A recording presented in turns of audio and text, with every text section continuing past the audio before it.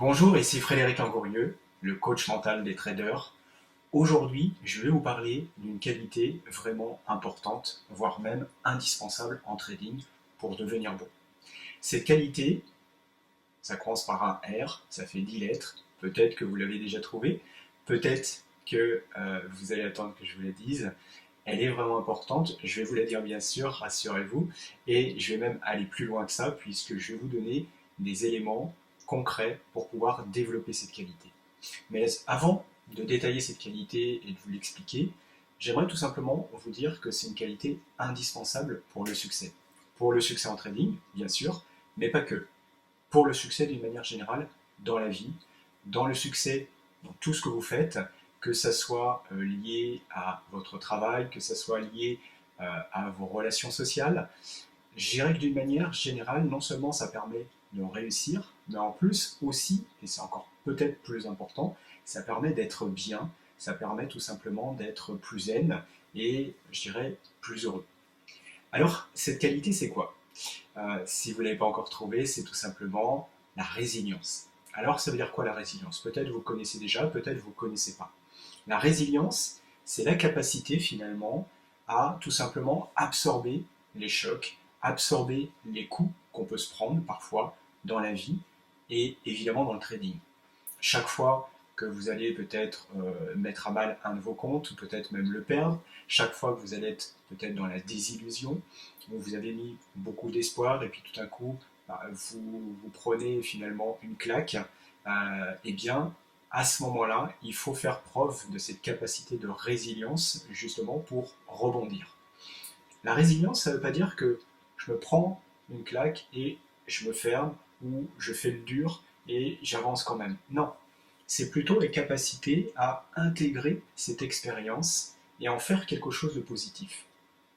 Et non pas effectivement se blinder, mettre une carapace et finalement souffrir à l'intérieur, mais ne pas le laisser transparaître. Ça, c'est souvent comme ça que beaucoup de personnes réagissent aux coups durs qu'on peut se prendre dans la vie ou dans le trading. Et c'est pas une bonne façon de faire. Pourquoi? Parce qu'à ce moment-là, l'émotion, elle est toujours à l'intérieur.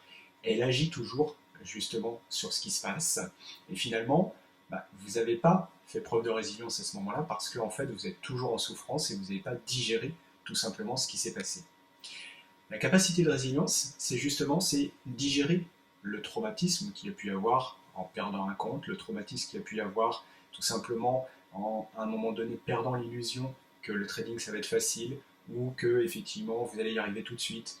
Et puis tout simplement en intégrant cette donnée supplémentaire que peut-être ce sera un peu plus long, que peut-être ce sera un peu moins facile, que cette perte effectivement elle n'est pas si grave que ça si on relativise les choses, eh bien c'est la capacité finalement à rebondir, c'est-à-dire à intégrer l'information, à le considérer d'un autre point de vue, d'une autre manière, et qui va faire que vous allez pouvoir rebondir et continuer à avancer, non pas en mode bourrin, j'ai pas mal, mais en mode plutôt, ok, j'intègre cette expérience et j'en fais quelque chose de bien qui va me donner des ailes pour la suite. D'accord?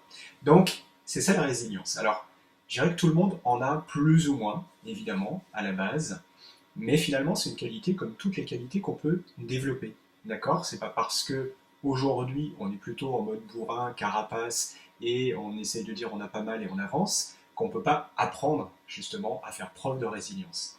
C'est juste une façon de concevoir les choses d'une manière différente.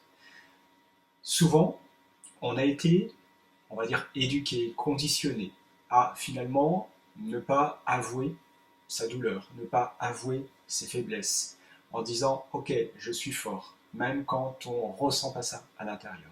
Et ça ne nous aide pas à ce moment-là à intégrer cette information, à faire preuve de résilience. Faire preuve de résilience, c'est juste une façon de voir les choses différemment. En fait, plutôt que de voir les événements de la vie comme des problèmes, comme des calamités, comme effectivement quelque chose qui nous empêche de vivre, on va plutôt le voir comme quelque chose qui devient une opportunité. Parce que finalement, chaque expérience de la vie, qu'elle soit agréable ou désagréable, peut nous servir. Mais ça va dépendre tout simplement du sens qu'on donne à cet événement. Pour vous prendre un exemple personnel, quand j'avais à peu près 18-19 ans, j'ai eu plusieurs événements de suite qui m'ont affecté. J'avais des soucis avec une fille, j'étais amoureux et ça ne marchait pas. Mon frère à ce moment-là était en dépression, mes parents ne savaient pas trop quoi faire devant ça. J'ai eu suite à ça beaucoup de stress, problèmes de santé, donc tout s'est accumulé d'un coup. À ce moment-là, évidemment, je n'avais pas envie d'être dans cette situation, et c'est pas agréable, d'accord? Mais finalement, je me suis rendu compte que quelques années après, c'est cette situation-là qui m'a permis d'apprendre l'hypnose, de me pencher sur le développement personnel, et finalement de changer ma vie, et de faire que ma vie, elle est bien meilleure aujourd'hui qu'elle aurait pu l'être peut-être sans ça. Et finalement, en fait, quand je regarde cet événement-là aujourd'hui, je vois ça comme une chance. Et en même temps, j'aurais pu le prendre dès le départ, effectivement, comme une opportunité. Comme une opportunité tout simplement d'améliorer ma vie. Et aujourd'hui, dans le trading, j'ai eu aussi des passages difficiles au départ. J'ai cramé 2 comptes, j'ai effectivement perdu de l'argent, et en même temps, je vois ça comme une opportunité de s'améliorer, de tout simplement intégrer cette expérience-là comme de l'information et aussi comme un challenge qui va me permettre tout simplement de porter ma vie à un autre niveau.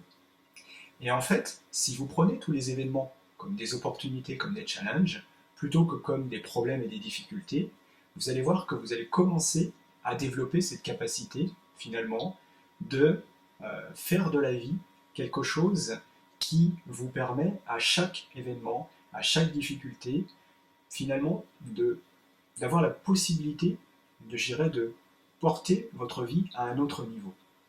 Et là, à ce moment-là, vous allez faire preuve de résilience. Et ça s'apprend, ça s'intègre. C'est juste une idée, une conception différente de la vie qui va faire que vous développez cette capacité.